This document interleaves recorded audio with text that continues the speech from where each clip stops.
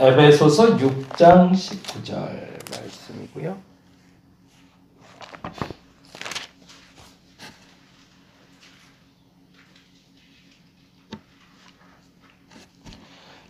(18절) (19절) (20절) 보겠습니다. 18절 (19절) (20절) 다 같이 한 목소리로 읽도록 하겠습니다. 모든 기도와 간구를 하되 항상 성령 안에서 기도하고 이를 위하여 깨어 구하기를 항상 힘쓰며 여러 성도를 위하여 구하라. 또 나를 위하여 구할 것은 내게 말씀을 주사 나로 입을 열어 복음의 비밀을 담대히 알리게 하옵소서 할 것이니 이 일을 위하여 내가 쇠사슬에 매인 사신이 된 것은 나로 이 일에 당연히 할 말을 담대히 하게 하려 하심이라. 아멘. 아멘. 다윗의 마지막 바울의 마지막 고백들을 이렇게 듣다 보면 이분이 어떠한 상황 속에서 어떠한 마음가짐인가를 보게 돼요. 그래서 오늘은 중보기도에 대한 이야기를 같이 좀 나누면서 제사장 된 우리의 신분에 대해서 좀 이야기를 나누려고 합니다. 우리 모두는 세상을 위해 부름받은 제사장이다 라는 제목으로 이야기 나눌게요. 역시 우리 프린트물 보시면서 프린트물 안에 공란 채워보도록 하겠습니다. 지난주에 나눴던 거 다시 한번 점검하도록 합니다. 모든 기도는 치유력이 있다라는 이야기 드렸습니다. 우리는 고침받기 위해서 예수를 믿는 것은 아니지만 예수를 믿으면 당연히 고침을 받습니다. 그것이 우리의 믿음의 고백이고 선포여야 합니다.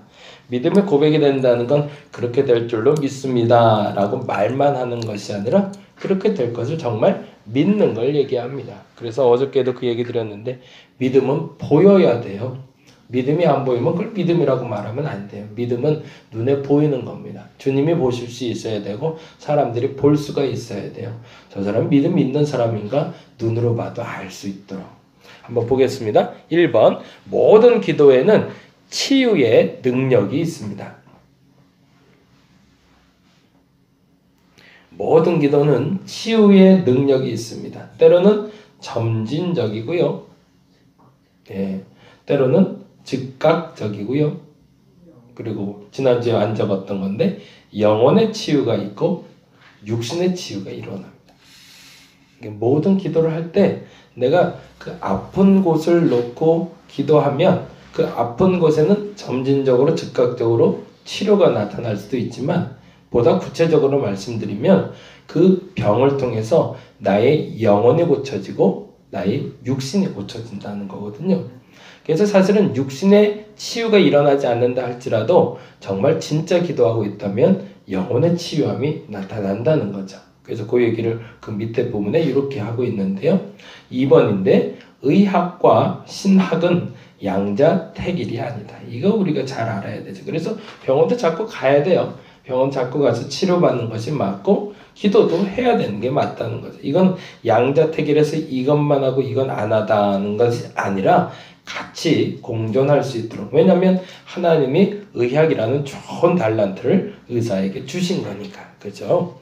의학 기술은 하나님의 선물이라고 적어 놓으시면 됩니다. 하나님의 선물입니다. 선물이란 말은 은사라는 거죠.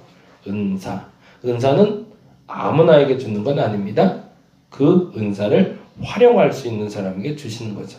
문제는 현대의학의 치료를 거부하고 기도에만 매달리는 데 있다. 이거는 이제 김영범 목사님 얘기인데 오히려 거꾸로 요즘엔 현대의학에만 매달리면서 기도를 안 하는 사람들도 있으니 문제인 거죠.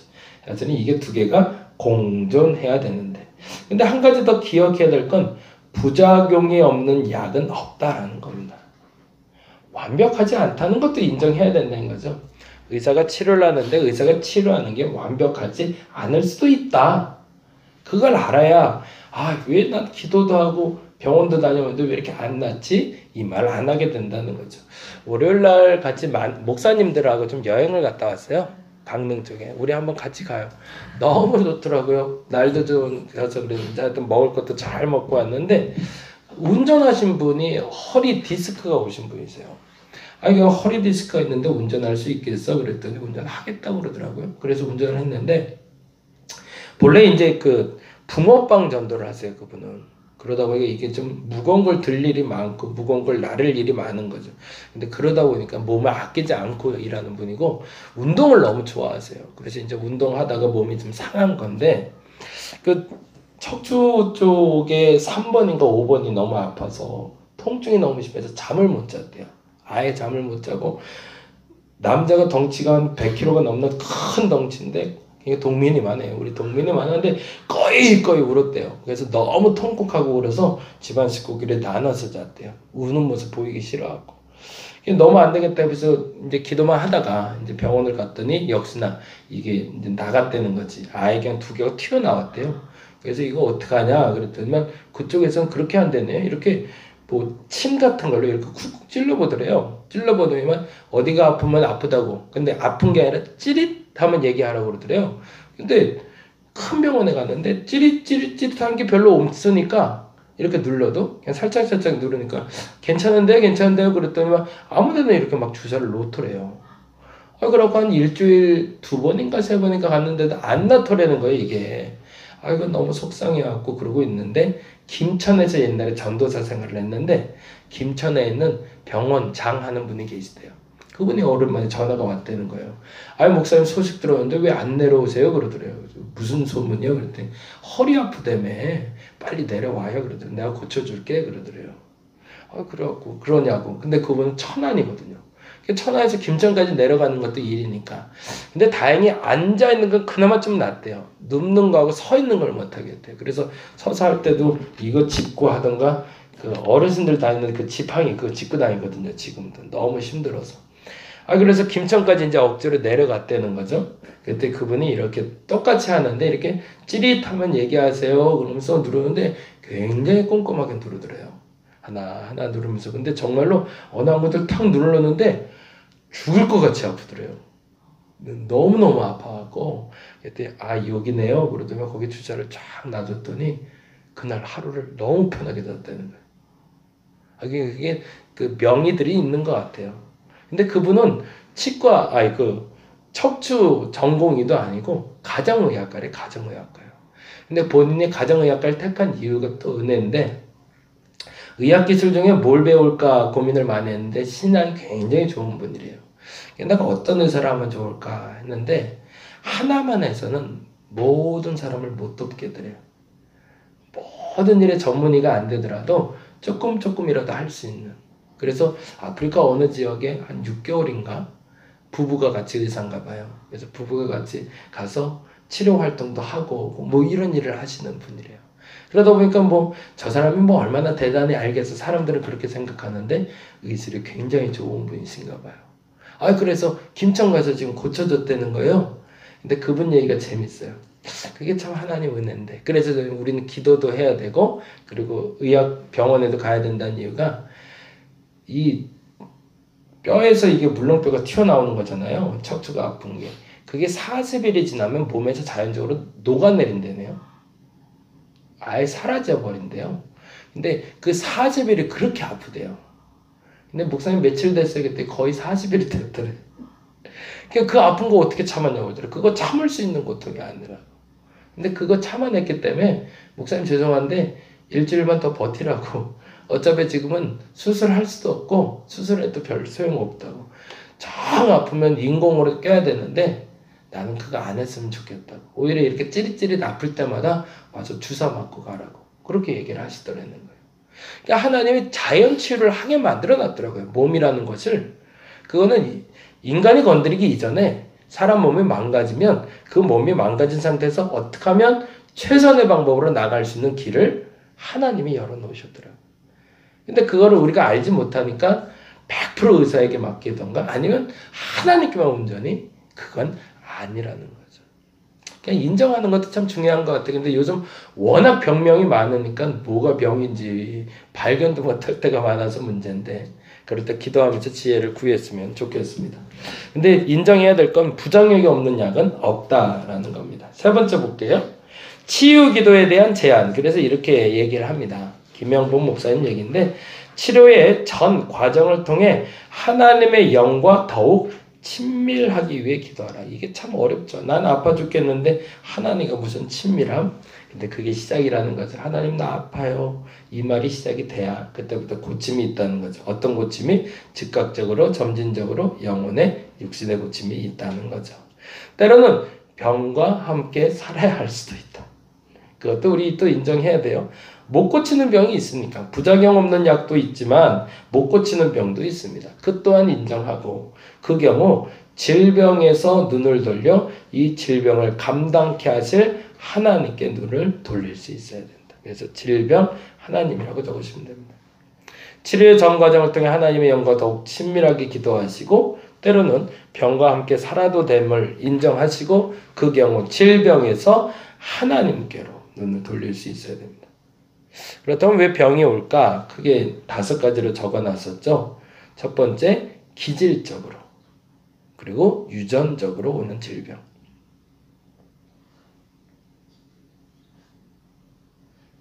앞서 말씀드린 목사님, 사모님이 유방암 판결을 또 받으셨다고 그러더라고요. 근데 누구로? 언니죠, 언니. 언니가 지난주에 세상을 떠났대, 암으로. 이건 유전적으로 오는 것 같아. 그래서 지금 마음이 속상하다고 그러는데 그건 어쩔 수 없는 것 같아. 유전적인 거니까. 그죠? 음식이나 기타 섭취물을 통해서 오기도 하고요. 질병은 생활 습관을 통해서도 오고요. 세 번째는 생활 습관 적으시면 되고요. 네 번째는 생활 환경이라고 적어요. 그러니까 습관이나 환경은 내가 바꿀 수 있는 거니까 음식이나 기타 섭취물도 마찬가지고. 근데 5번째는 노화.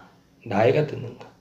그러니까 1번과 5번은 내가 어떻게 할 수는 없는 거고 그건 하나님 뜻대로 가는 거고 그러나 2번, 3번, 4번은 내가 할 수 있는 일이니까 최소한 내가 할 수 있는 일을 안 해서 병 걸리는 일은 없어야겠다라는 생각이 드는 거죠. 세 번째, 치유적 환경을 조성해라. 이것도 참 중요해요. 그래서 오늘 새벽에 그 얘기 드렸는데 저에게 1일 휴가를 줬다고. 그래서 월요일날 강릉 갔다 왔는데 아무래도 하루 좀 쉬어야겠더라고요. 몸이 좀 쉬어줘야 될 것 같은데 그 몸이 쉬는 게 몸이 고되고 안 쉬되고 아니라 정신을 좀 맑게 하는 게. 근데 같이 갔던 목사님들도 많이 좋았던 것 같아요. 그래서 참 감사한 시간 보냈는데 치유적 환경이란 스트레스가 없는 환경을 얘기합니다. 스트레스가 쌓이지 않도록 주의하시면 좋겠어요. 네 번째, 중보기도의 네트워크를 만들라. 이거 놓고 우리 계속 기도했으면 좋겠습니다. 이제 남은 모임은 이제 이번 주 금요일로 끝나고 용인 모임도 이제는 좀 정리가 됐는데 조금씩 작은 기도 모임들이 계속 열렸으면 좋겠어요. 우리 신창 아파트 내에 그리고 우리가 있는 프루지오 아파트 내에 각자의 그 모임 터서에서 조그마한 모임들이 중보기도의 모임들이 모여서 각자의 기도 제목을 넣고 그래서 직장 다니는 분들은 신우회 활동을 통해서 중보기도 네트워크가 그래서 이 기도가 하나님께 어떻게 응답되고 있는지를 볼 수 있으면 참 좋겠습니다. 혼자서 절대 외로운 싸움을 하지 말라. 5번째, 회복된 건강으로 다른 사람을 위해 봉사하라. 이 일도 참 중요하죠. 근데 그 전에 말이 더 중요한 거죠. 완전한 회복 후 봉사란 이미 늦은 거다. 조금이라도 건강이 회복됐다면 이 건강을 주신 하나님께 감사하는 마음으로 봉사할 수 있고 섬길 수 있어야 된다는 거죠. 완전한 회복을 이룬 다음에 봉사라는 건 사실은 이미 늦은 거다. 하나님의 능력으로 끝까지 투병하는 것도 아름답지만 저는 그래서 이 4번째가 제일 좋은데 하나님의 능력으로 끝까지 투병하는 것도 아름답지만 하나님의 능력으로 초연하게 죽음을 받아들이는 것도 아름다운 일이다. 그렇죠? 이게 참 아름다운 것 같아요. 죽으려고 하는 그 순간에 나 살려달라고 아둥바둥 이런 거 아니고 정말 초연하게. 근데 그것도 전제죠. 하나님의 능력으로 가능한 거지. 이거 하나님의 능력 없으면 그 죽음도 받아들일 수가 없습니다. 자, 이번 주에는 우리 중보기도에 대해서 좀 이야기를 나눠보려고 합니다. 우리 모두는 세상을 위해 부름받은 제사장임을 인정하라는 겁니다. 그 말인즉슨 나는 나를 위해 부름받고 나를 위해 지음받은 존재가 아니다라는 거죠. 중보기도는 대상에 대한 사랑과 하나님에 대한 믿음에서 우러나옵니다. 이 2가지가 있어야 되죠. 대상에 대한 사랑이 없이는 기도가 불가능합니다. 정확히 말하면 대상에 대한 내가 기도하는 그 대상에 대한 사랑이 없으면 그 기도는 역사함이 없습니다. 우리 새벽 본문에서 살펴본 것처럼 백부장의 하인이 낳은 것은 조건 없는 사랑 때문이죠. 그래서 이 대상에 대한 사랑은 그렇게 적어 놓으시면 돼요. 조건 없는 사랑, 이유 없는 사랑. 조건 없는 사랑이란 말이 훨씬 더 설득력이 있겠네요. 누군가를 사랑해서 그 사랑 때문에 하나님에 대한 믿음이 우러나오는 것과 만나져야 되는데 이 조건 있는 사랑과 하나님에 대한 믿음은 만나지질 않습니다. 대가를 치르고자 하고 대가를 얻고자 하는 그러한 사랑은 무의미하다는 거죠. 사랑할 때 조건 없는 사랑이 필요합니다. 두 번째, 중보기도는 모든 생명이 연결되어 있음을 전제로 하는데 이 말이 참 멋있어요. 어느 순간 알게 되는 거죠. 그게 이제 우리 마태복음 8장에서 살펴봤던 건데 질병도 떠나가고 자연도 지배하시고 그리고 그 멀리 있는 사람뿐만 아니라 아주 가까이 있는 사람의 마음도 읽어내시는 예수님을 통해서 우리가 알게 되는 건 기도하면 우리 모두가 하나로 연결되어 있음을 알게 된다는 거예요. 그래서 누군가가 아프면 가까이 있는 그가 아픈 것을 느끼고 누군가가 기쁘면 그 기쁨을 내가 표면적으로 느껴질 수 있도록 이 중보기도는 우리가 모두가 하나였음을 그리고 하나 될 수 있음을 하나여야 함을 알려주는 도구가 중보기도라는 겁니다. 전 이 말이 굉장히 좋아요. 그래서 두 번째는 줄을 쳐놓으시고 깨닫게 해달라고 기도하시면 참 좋을 것 같아요. 중보기도는 모든 생명이 연결되어 있음을 느끼게 합니다.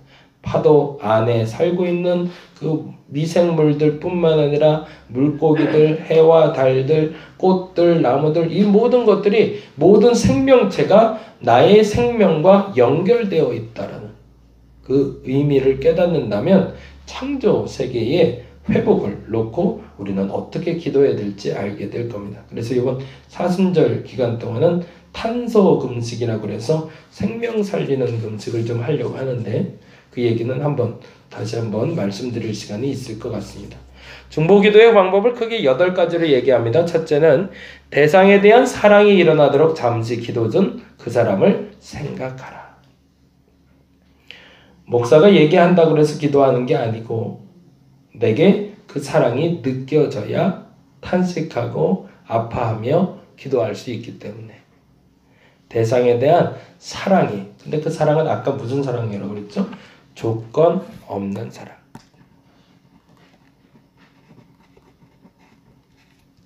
내가 이렇게 기도해서 이제 목사로서의 제일 위기는 이렇게 기도해서 저 사람 전도해야지. 저 사람 우리 교회 만들어야지. 이 욕심이 생겨요. 사실은. 내가 기도하면 병이 확 나서 저 사람 우리 교회 만들어야겠다. 이 마음 없겠어요. 근데 그러면 역사가 안 일어난다는 거죠. 네. 조건이 없어야 돼요. 진짜 사랑해줘야 돼서. 그래서 그 인터넷을 통해서나 이렇게 연결돼서 중보기도 오는 게 전 참 좋아요. 그래서 그분들이 회복되는 모습 우리 함께 봤으면 좋겠습니다. 그리고 그분을 잠시 생각하시고 두 번째, 그래서 이제 두 번째 이 얘기가 나오는 거죠. 나의 바람을 구하지 말고 나의 바램을 구하지 말고 대상을 하나님의 인도하심에 맡기는 연습.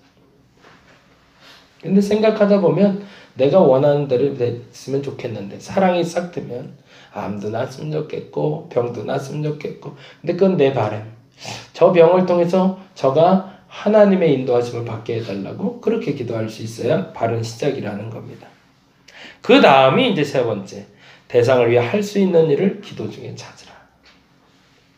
그렇게 마음 주셨는데 어느 날 갑자기 그 대상을 한번 찾아가서 죽이라도 하나 싸줬으면 좋겠다. 그럼 죽 싸갖고 가는 거고. 근데 갑자기 기도해 줬으면 좋겠다. 그러면 그날 기도하는 거고.